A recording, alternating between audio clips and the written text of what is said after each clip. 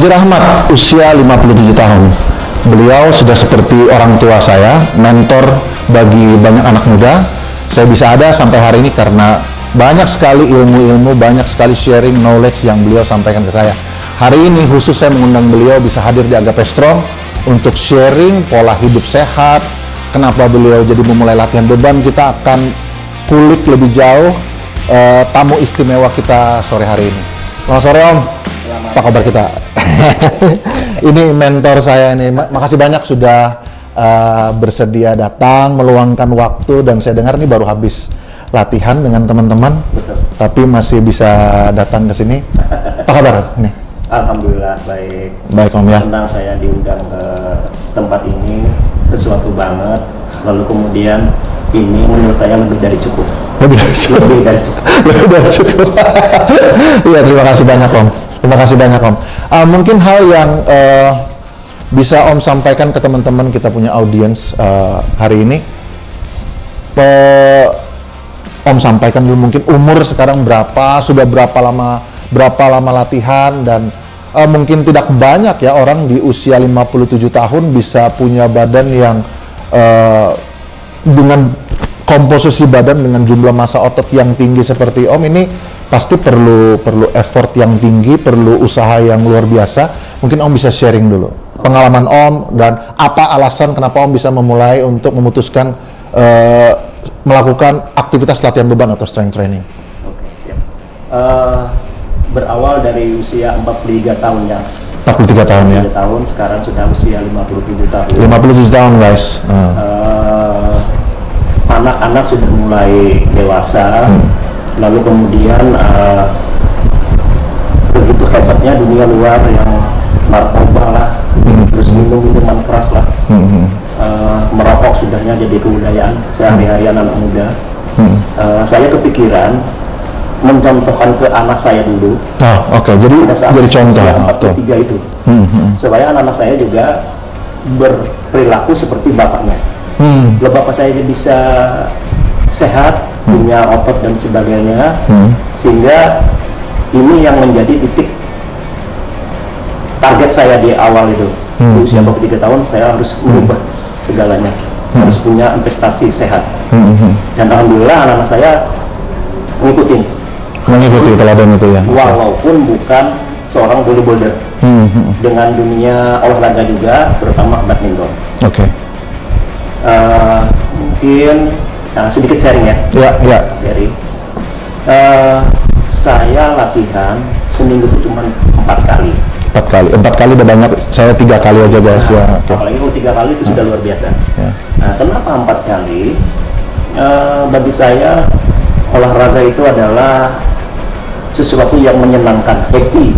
Jadi bukan melakukannya dengan keterpaksaan, bukan melakukannya dengan beban, tapi melakukannya dengan senang hati Iya, ya, betul. Harus enjoy, jangan sampai stres. Ya.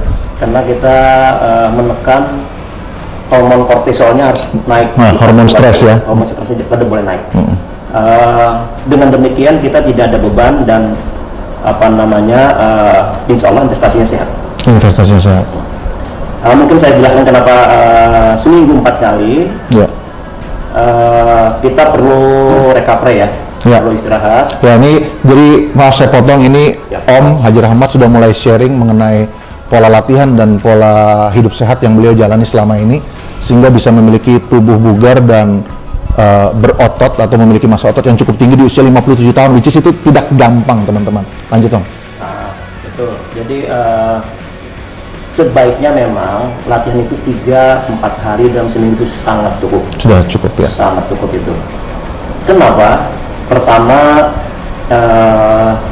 tubuh juga perlu recovery, perlu istirahat.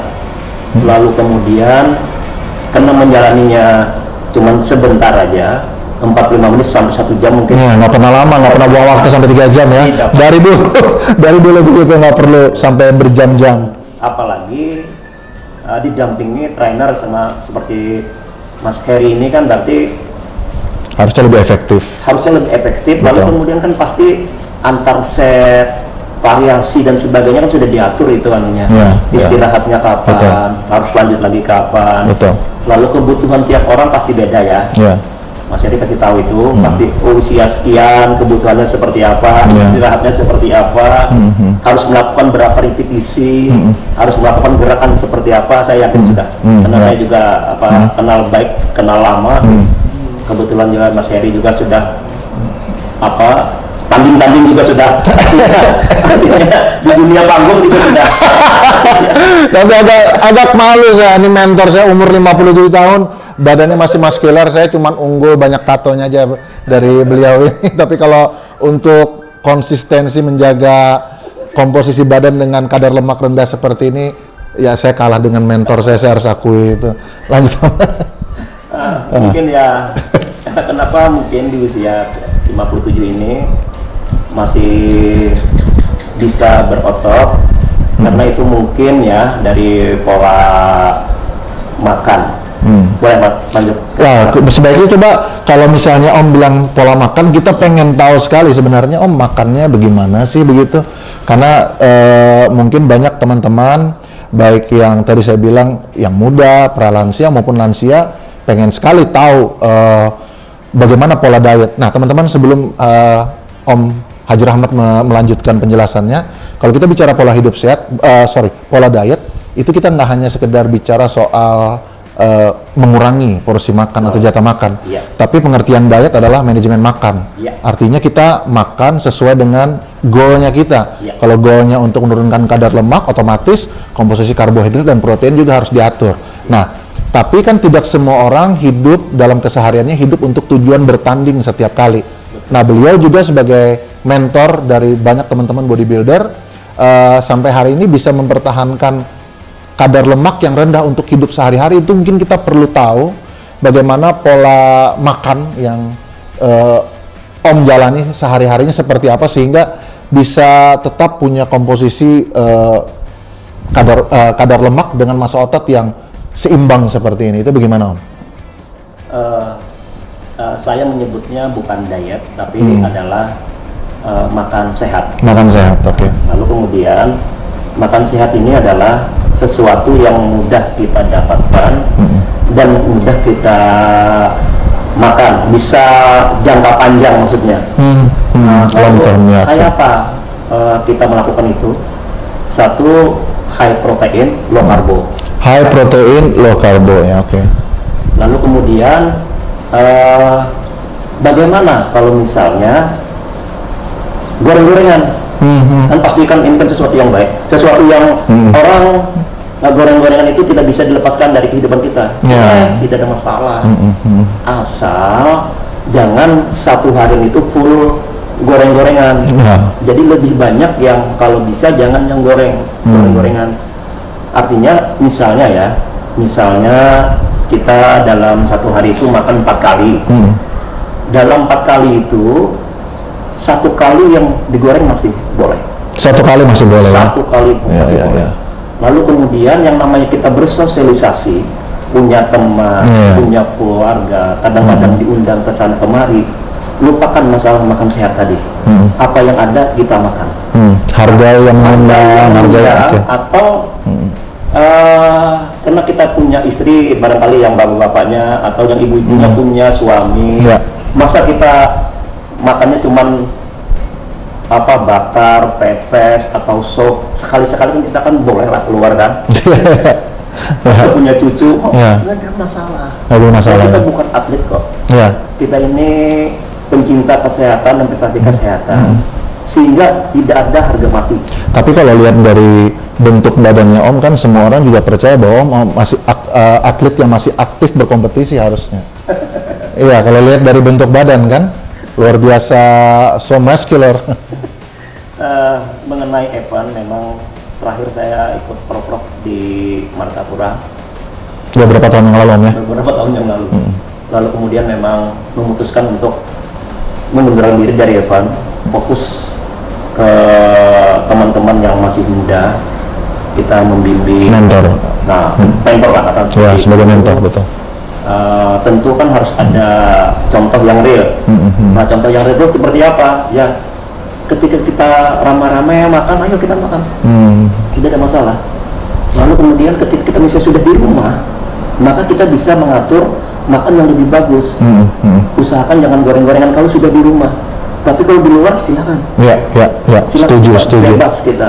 Itu kita menikmati hidup namanya. Menikmati hidup, betul.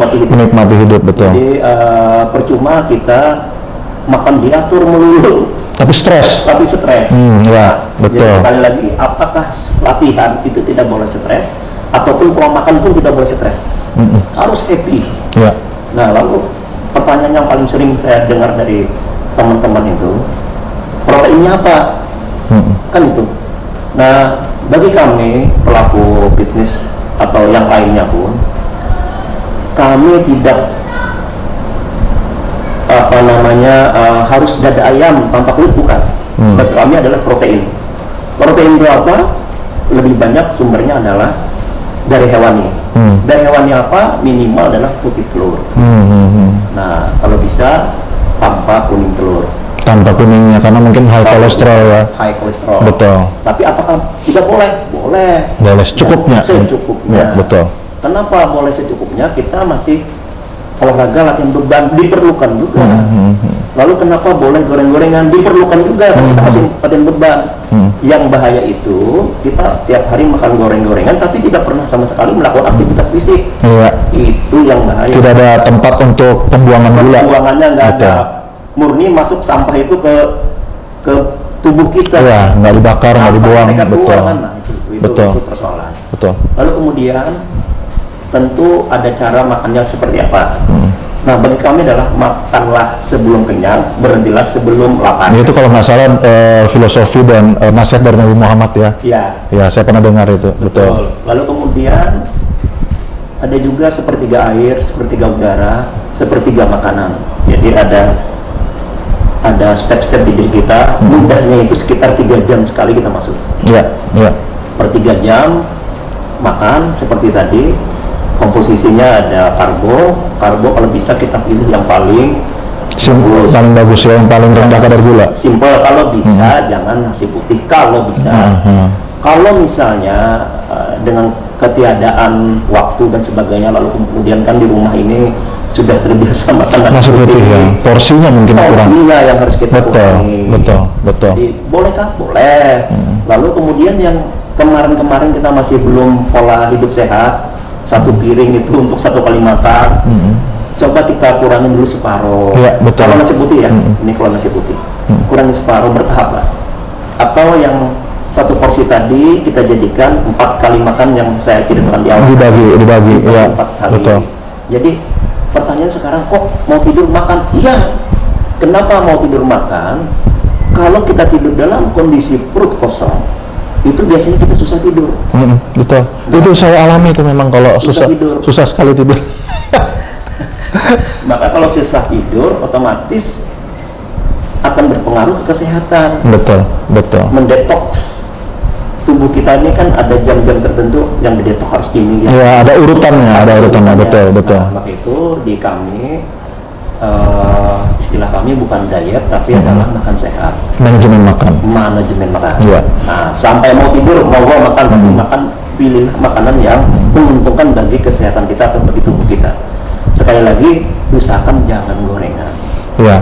Jadi memang teman-teman ya, walaupun saya seorang Nasrani, tapi seringkali untuk klien yang baru bergabung berlatih dengan saya menanyakan soal pola diet, saya biasanya sih tidak terlalu menekankan mereka harus makan bersih, makan dada ayam kukus saja.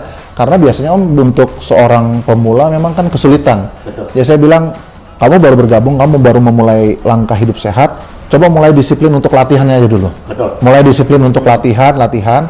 Terus saya pakai tadi, walaupun saya Nasrani, saya bilang, kamu bisa pakai filosofinya Nabi Muhammad dengan cara makan sebelum kamu lapar, berhenti sebelum kenyang. Tapi kita kan ini kebalikannya, kita masih kenyang terus kita makan dan nggak berhenti sebelum kita kenyang sekali. Nah itu yang jadi masalah. Jadi itu pola diet yang memang mungkin paling gampang untuk diterapkan, karena kalau memang kita makan secukupnya seperti itu, harusnya dengan aktivitas yang mumpuni, dengan pola latihan yang terprogram seperti yang beliau jalani seminggu 4 kali, harusnya kita nggak terlalu banyak untuk mengalami penimbunan gula di badan kita, mungkin seperti itu.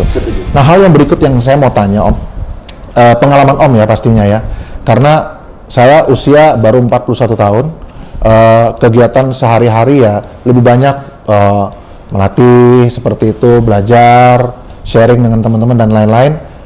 Kadang di saat saya melakukan aktivitas harian saja energi saya sudah terkuras habis. Nah, pada waktu saya harusnya latihan pada hari itu, kadang bisa skip karena sudah terlalu lelah. Nah, ini yang saya mau tanya, Om kan dengan usia yang jauh di atas saya 57 tahun, bagaimana Om memanage waktu istirahat Om sehingga Om masih punya energi untuk latihan? Bahkan saya kenal beliau dari tahun 2012. Biasanya kita yang muda-muda ini kalau misalnya selesai latihan dengan Haji Rahmat, setelah selesai latihan, saya nggak tahu yang lain, Om ada waktu kah saya ini mau ketemu untuk sharing, mau ada yang mau ditanya, ada yang mau belajar. Beliau masih punya energi setelah latihan untuk sharing dan menjelaskan banyak hal kepada kami yang muda-muda. Nah, ini yang kita mau tanyakan ke Om, apa strategi Om untuk memanage waktu istirahat Om sehingga Om bisa selalu bugar seperti ini, punya waktu untuk istri dan keluarga, masih punya waktu untuk latihan, dan masih punya waktu untuk mementor kami yang muda-muda ini. Strategi istirahatnya seperti apa? Berapa jam mungkin tidur setiap harinya dalam 24 jam, itu kita perlu tahu, itu rahasia yang paling penting itu. Berawal dari latihan sama kita 45 menit sampai 1 jam. Ya. Karena 40 menit dan 1 jam itu tidak seperti bayangan orang. Di gym itu harus lama, karena kalau lama cepat jadi lah. Nah, sebenarnya bukan itu. Makin lama kita latihan, makin stres kita, hormon kortisolnya naik. Ya, betul. Satu. Yang kedua, Malah jadi negatif latihan itu sendiri. Negatif. Iya. Banyak negatifnya. Ketimbang positifnya ya. Kemungkinan cedera itu ada. Iya, karena terlalu lama, betul. Terlalu lama. Lalu kemudian kan karena hormon stresnya naik, sehingga hormon pertumbuhannya jadi turun. Growth hormonnya jadi turun. Jadi Oke. turun. Nah, Betul. itu yang sangat merugikan bagi kita. Betul. Lalu kemudian kenapa kita energik? Energik ini ketika ada anak muda yang kepengen merubah polanya, kepengen sesuatu lah, anak muda punya otot dan sebagainya. Nah, ini kita harus support. Karena di luar sana banyak sekali orang narkoba. Lalu kemudian ada anak muda yang kepengen sehat, kepengen mencari ilmu sehatnya seperti apa. Ini harus kita support.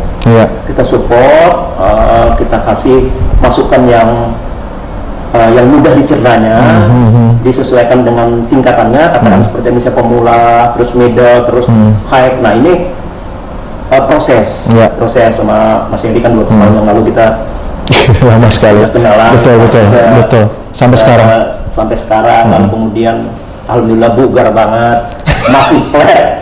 Perutnya masih. Saya yang kurang flat ini, saya agak sedikit offside kami. Oke. Ototnya sudah lumayan banget, tinggal sedikit cutting keluar lah. Karena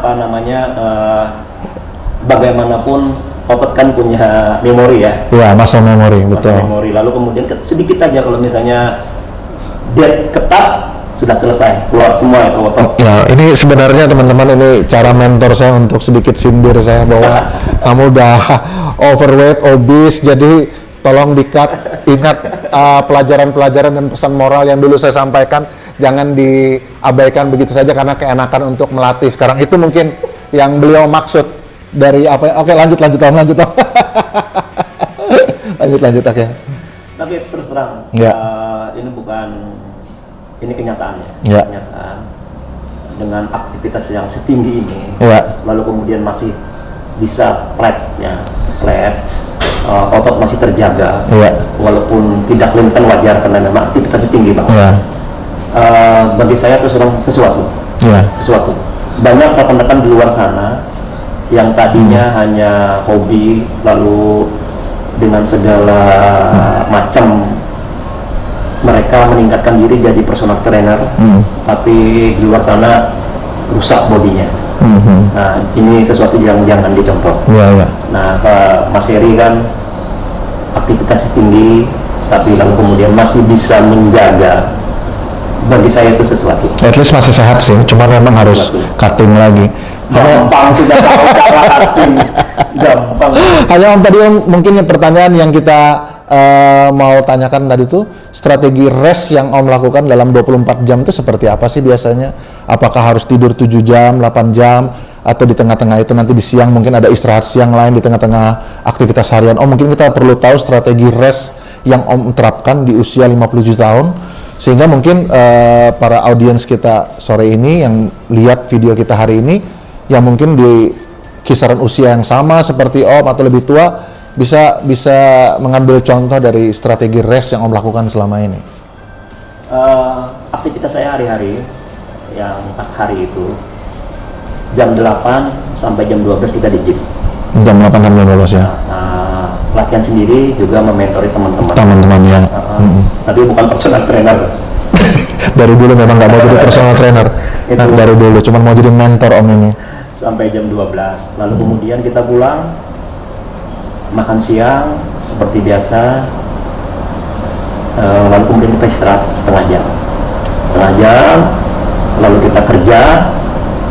Yang menjadi tanggung jawab kita, ada kerjaan. Ada kerjaan lain ya, betul. Yes, ya. Lalu kemudian jam 5 kita balik lagi ke gym. Itu sampai jam 9 malam. Jam 5 sampai jam 9 malam. Untuk mementor teman-teman yang latihan. Ya, bukan untuk latihan, karena kalau beliau saya tahu latihan tetap hanya 45 menit sampai 1 jam. Sekali dalam sehari, 4 kali dalam seminggu. Lanjut Om.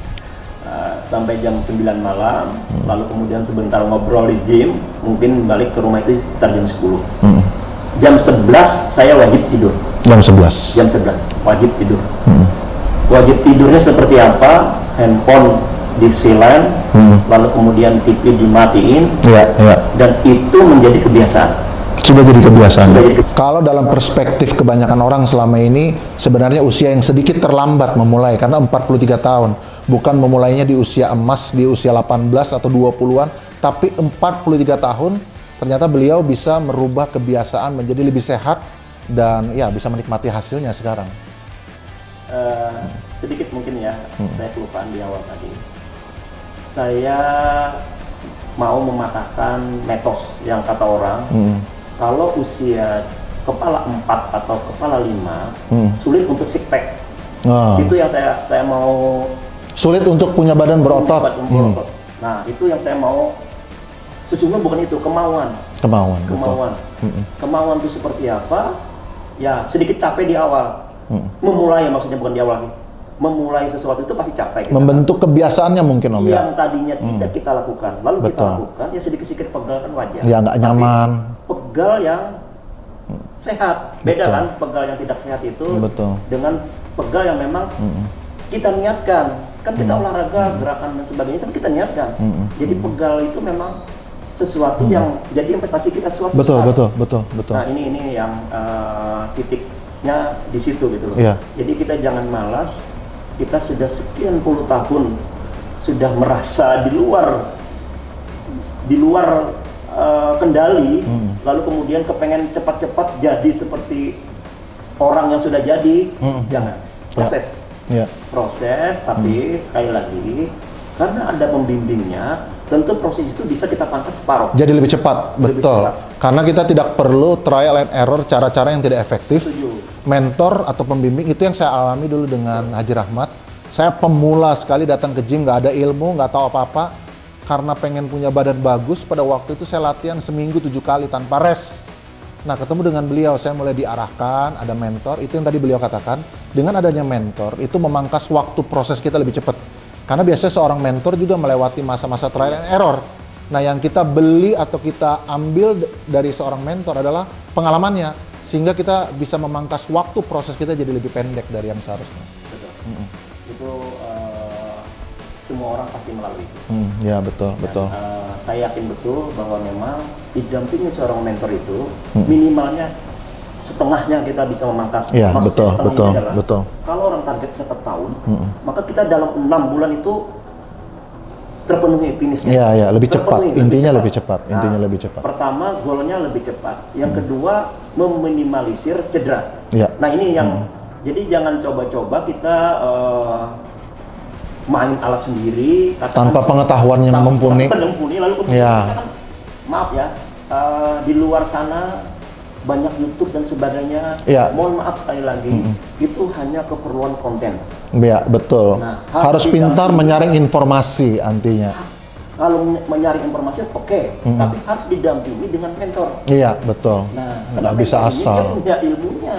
Iya. Lalu kan setiap gerakan, beban, Yes, good point. usia, postur tubuh itu kan sudah diperhitungkan. Iya, iya. Nah, iya. kalau kita main coba-coba, nah ini yang nanti justru bukan sehat yang kita temui, malah sesuatu yang berbuat fatal. Sekali lagi ini bukan apa namanya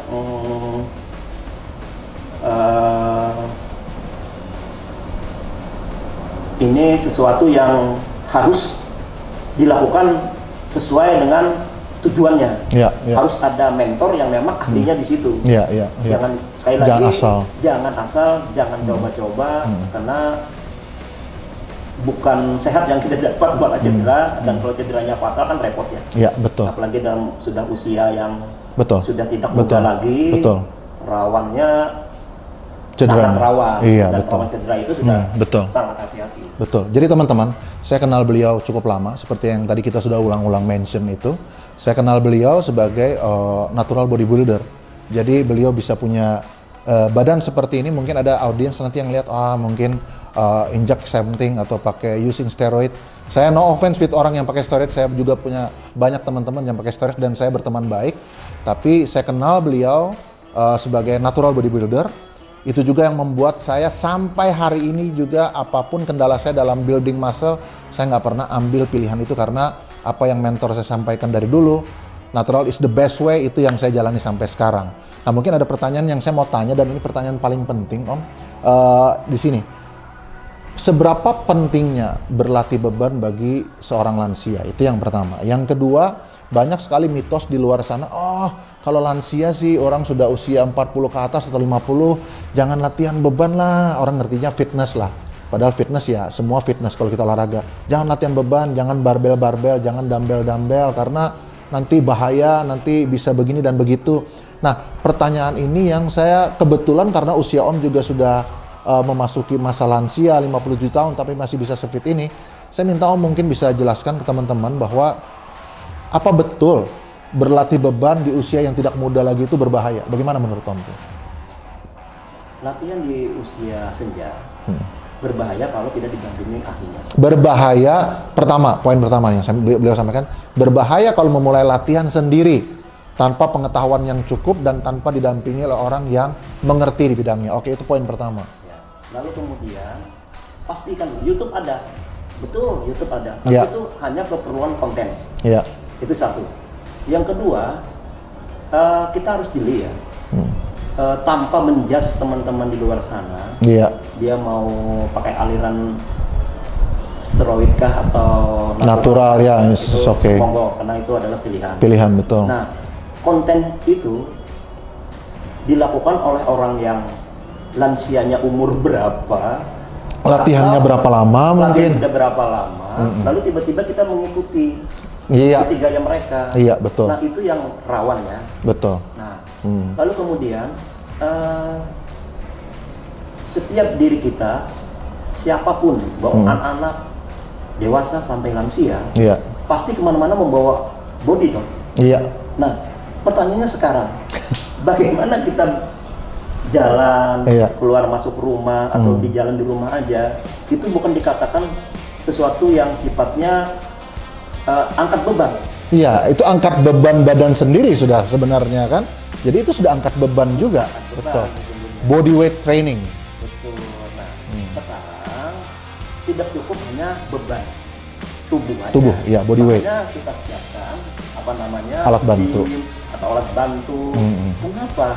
Di setiap orang kan beda-beda. Hari ini mereka mampu 5 kilo. Iya. Kepadatan tulangnya sudah lumayan. Sudah lebih baik. Lalu kemudian apa namanya, massa ototnya sudah mulai muncul, tentu kan naik. Betul, progressive overload. Nah, ya betul, progressive overload. Itu kenapa disiapkan home gym kah atau fitness gym kah? Iya, sarana-sarana kebugaran. Sarana kebugaran. Lalu kemudian kan sekarang kan safety nih. Safety, alatnya seperti apa? Kayak rock pool kan. Dulu mana kita tahu ada rock pool. Iya. Nah, sekarang ada. Iya. Lalu kemudian dari beban yang terkecil, yang teringan sampai yang paling berat kan nanti tergantung ya, tergantung karena proses. Iya, betul. pasti bisa dilalui. Pasti bisa dilalui. Pasti bisa dilalui. Iya. Dengan catatan sekali lagi pakai mentor. Iya. Pakai mentor. Oke. Mentor ini adalah investasi kita. Kalau kita sakit, mentornya dokter. Nah, lalu kemudian sampai di sana kah? Tidak. Kita belanja obat lagi. Sampai di sana? Tidak. Karena yang masuk adalah obat juga berpengaruh. Ada konsekuensi lain. Ada konsekuensi lain. Nah, Iya. lalu mari kita hidup sehat dengan pola makan tadi, dengan istirahat teratur, diimbangi dengan latihan beban Iya. untuk memadatkan tulang, Iya. lalu kemudian menstabilkan otot. Iya. Iya. Nah, Iya. kalau nanti badan kita punya otot yang bagus, itu bonus. Iya. Setidaknya Fungsinya masih bisa berjalan dengan baik. fungsinya bisa berjalan dengan baik, setidaknya kita sehat. Iya, betul. Jadi kalau misalnya saya boleh potong, ini ada 4 hal yang jadi highlight dari Om untuk teman-teman atau ya audiens kita yang memulai latihan, yang masih percaya mitos bahwa latihan beban itu bahaya buat lansia. Sama sekali tidak. Poin yang pertama, jangan melakukan sendiri. Harus didampingi mentor yang mengerti di bidangnya. Itu yang pertama. Yang kedua, jangan asal ambil informasi dari sosial media atau media sosial yang lainnya. Itu tidak salah, tapi kalau kita nggak punya pengetahuan dasar yang mumpuni, bisa jadi kita menerapkannya secara serampangan, tidak secara berurutan. Seperti itu Om ya. Ya. Dan yang ketiga, jangan takut berlatih beban, karena tadi seperti beliau tadi sampaikan, pada waktu kita jalan, kita naik tangga, itu semua sebenarnya sudah latihan beban dengan membawa beban badan kita sendiri. Tapi itu tidak cukup karena pada akhirnya badan kita membutuhkan yang namanya progressive overload. Sehingga beban perlu ditingkatkan, di saat kekuatan kita meningkat, stimulus beban juga perlu ditingkatkan supaya tingkat atau level kebugaran kita juga meningkat. Kurang lebih seperti itu Om ya? Betul sekali. Iya, itu tadi yang saya tangkap dari Haji Rahmat itu. Lalu saya punya keyakinan sampai saat ini semua orang yang latihan beban, Iya. lalu kemudian diimbangi dengan kardio, Iya. saat ini yang saya rasakan adalah jantungnya tebal karena beban tadi. Iya. Lalu kemudian kardio, jantungnya memanjang. Iya. Maka dalam tubuh yang sehat itu adalah jantung yang tebal, lalu kemudian jantungnya panjang. Iya. Maka jangan sekali-sekali mengabaikan latihan beban.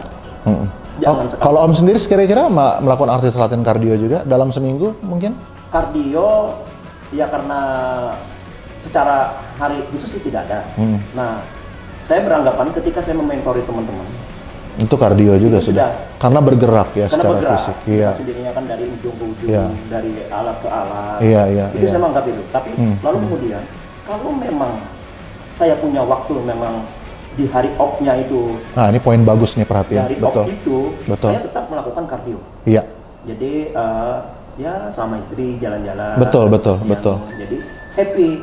Jadi sesuatu yang kita kerjakan itu membuahkan sesuatu yang baik. Iya. Maka itu perlunya ada istirahat. Lalu kemudian sekali lagi catatan ya, mumpung saya tidak lupa ini. Apapun yang dikasih tahu mentor, mohon diikuti. Diikuti, jangan dibantah Jangan dulu. dibantah. Kenapa? Mentor itu pasti tahu kapan saatnya naik beban atau kapan memulai lagi sesinya. Iya. Variasi pertama atau set pertama atau apapun itu sebutannya, tolong diikuti.